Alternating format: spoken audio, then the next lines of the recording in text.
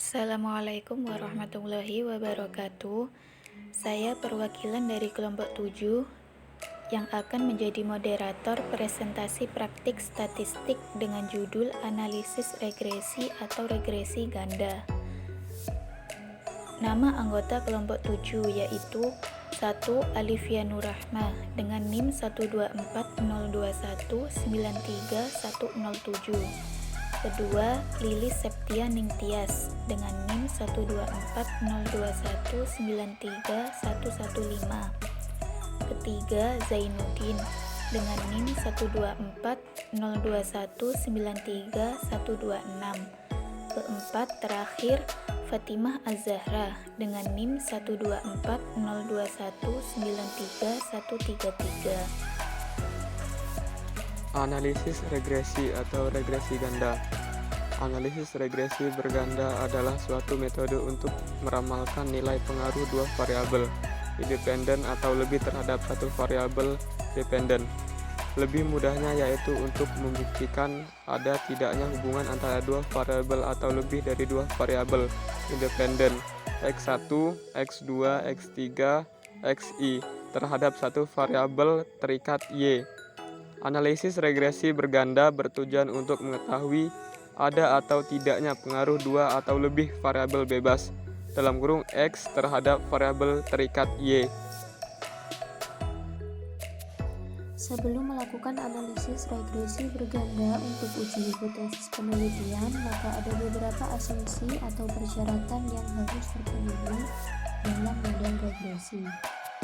Persyaratan atau asumsi ini dibuktikan melalui serangkaian uji asumsi klasik yang mencakup uji normalitas, di mana asumsi yang harus terpenuhi adalah model regresi berdistribusi normal, uji linearitas, di mana hubungan yang terbentuk antara variabel independen dengan variabel dependen secara parsial adalah linear. Uji multikolinearitas, di mana model regresi yang baik adalah tidak terjadi gejala multikolinearitas. Uji heterokedastisitas, dalam model regresi tidak terjadi heterokedastisitas. Uji autokorelasi, khusus untuk data time series, persyaratan yang harus terpenuhi adalah tidak terjadi autokorelasi. Studi kasus. Kita ingin mengetahui apakah ada pengaruh variabel motivasi dan variabel minat terhadap variabel prestasi. Data penelitian ini mempunyai sampel sebanyak 12 orang siswa. Adapun data lengkapnya dapat Anda lihat pada gambar berikut. Perumusan hipotesis. H1 sama dengan terhadap pengaruh motivasi terhadap prestasi. H2 sama dengan terhadap pengaruh minat terhadap prestasi. H3 sama dengan terhadap pengaruh motivasi dan minat secara simultan terhadap prestasi. Tingkat kepercayaan 95%, yaitu A sama dengan 0,05. Berikut praktik analisis regresi atau regresi ganda pada software SPSS. Pada tab variabel view, pada bagian name, ketik X1, X2, dan Y. Pada bagian label, ketik motivasi, minat, dan prestasi. Kemudian kolom desimal semua diubah menjadi 0, dan pada bagian measure pilih scale.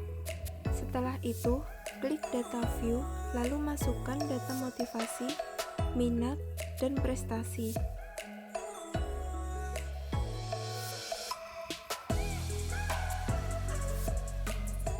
Selanjutnya, pada menu utama SPSS, pilih Analyze, kemudian klik Regression dan pilih Linear.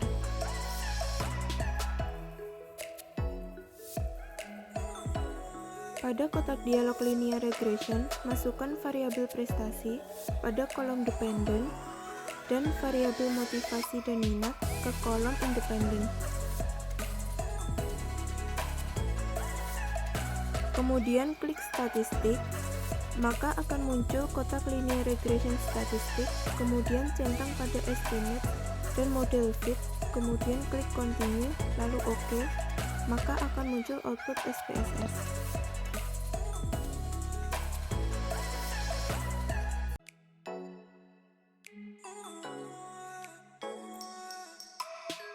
Berikut penjelasan dari tabel hasil output. Tabel output variabel insert atau remove memberikan informasi tentang variabel penelitian serta metode yang digunakan dalam analisis regresi. Adapun variabel independen yang dipakai dalam analisis ini adalah variabel minat dan motivasi. Sementara variabel dependen adalah variabel prestasi. Analisis regresi menggunakan metode enter. Tidak ada variabel yang dibuang sehingga pada kolom variabel remove tidak ada angkanya atau kosong. Tabel model summary memberikan informasi tentang nilai koefisien determinasi, yakni kontribusi atau sumbangan pengaruh variabel minat dan motivasi secara simultan atau bersama-sama terhadap variabel prestasi. Tabel ANOVA memberikan informasi tentang ada tidaknya pengaruh variabel minat dan motivasi secara simultan atau bersama-sama terhadap variabel prestasi. Tabel koefisien memberikan informasi tentang persamaan regresi dan ada tidaknya pengaruh variabel minat dan motivasi secara parsial atau sendiri-sendiri terhadap variabel prestasi. Adapun rumus persamaan regresi dalam analisis atau penelitian ini adalah sebagai berikut. Y sama dengan A plus B1X1 plus B2X2 atau Y sama dengan 2,971 plus 0,212 plus 0,864. Dasar pengambilan keputusan uji T. 1. Jika nilai sig kurang dari 0,05 atau T hitung lebih dari T tabel, maka terdapat pengaruh variabel X terhadap variabel Y. 2. Jika nilai sig lebih dari 0,05 atau T hitung kurang dari T tabel, maka tidak terdapat pengaruh variabel X terhadap variabel Y. Cara mencari T tabel yaitu T tabel sama dengan T buka kurung A dibagi 2 kemudian N dikurangi K dikurangi 1 tutup kurung sama dengan T buka kurung 0,025 kemudian 9 tutup kurung sama dengan 2,262. Pengujian hipotesis H1 dan H2 dengan uji T. 1. Pengujian hipotesis pertama atau H1 diketahui nilai sig untuk pengaruh X1 terhadap Y adalah sebesar 0,347 lebih besar dari 0,05 dengan nilai T hitung 0,992 lebih kecil T tabel 2,262 sehingga dapat disimpulkan bahwa H1 ditolak yang berarti tidak terdapat pengaruh X1 terhadap Y. 2. Pengujian hipotesis kedua atau H2 diketahui nilai sig untuk pengaruh X2 terhadap Y adalah sebesar 0,007 lebih kecil dari 0,05 dengan nilai T hitung 3,441 lebih besar dari T tabel 2,262 sehingga dapat disimpulkan bahwa H2 diterima yang berarti terdapat pengaruh X2 terhadap Y. Dasar pengambilan keputusan uji F. 1. Jika nilai sig lebih kecil dari 0,05 atau F hitung lebih besar dari F tabel, maka terdapat pengaruh variabel X secara simultan terhadap variabel Y. 2. Jika nilai sig lebih besar dari 0,05 atau F hitung lebih kecil dari F tabel, maka tidak terdapat pengaruh variabel X secara simultan terhadap variabel Y. Cara mencari F tabel yaitu F buka kurung K kemudian N dikurangi K tutup kurung sama dengan F buka kurung 2 kemudian 10 tutup kurung sama dengan 4,10. Pengujian hipotesis H3 dengan uji F. Pengujian hipotesis ketiga atau H3 berdasarkan output di atas diketahui nilai signifikansi untuk pengaruh X1 dan X2 secara simultan terhadap Y adalah sebesar 0,000 lebih kecil dari 0,05 dengan nilai F hitung 23,978 F tabel 4,10, sehingga dapat disimpulkan bahwa H3 diterima yang berarti terdapat pengaruh X1 dan X2 secara simultan terhadap Y.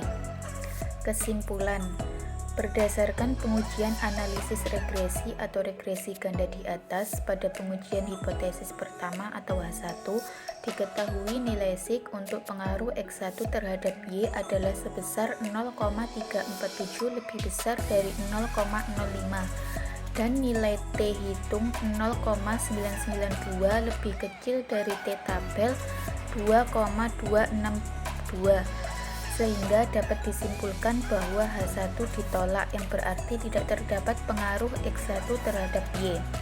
Sedangkan pada pengujian hipotesis kedua atau H2, diketahui nilai sig untuk pengaruh X2 terhadap Y adalah sebesar 0,007 lebih kecil dari 0,05 dan nilai T hitung 3,441 lebih besar dari T tabel 2,262, sehingga dapat disimpulkan bahwa H2 diterima yang berarti terdapat pengaruh X2 terhadap Y.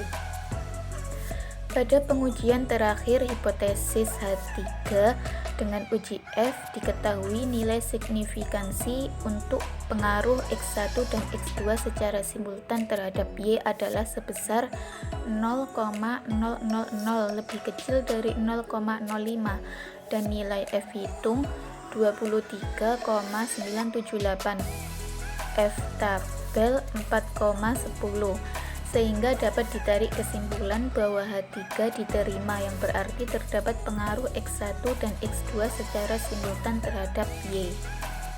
Sekian presentasi dari kelompok kami. Apabila ada kurang lebihnya, saya atas nama kelompok 7 memohon maaf sebesar-besarnya. Saya akhiri. Wassalamualaikum warahmatullahi wabarakatuh.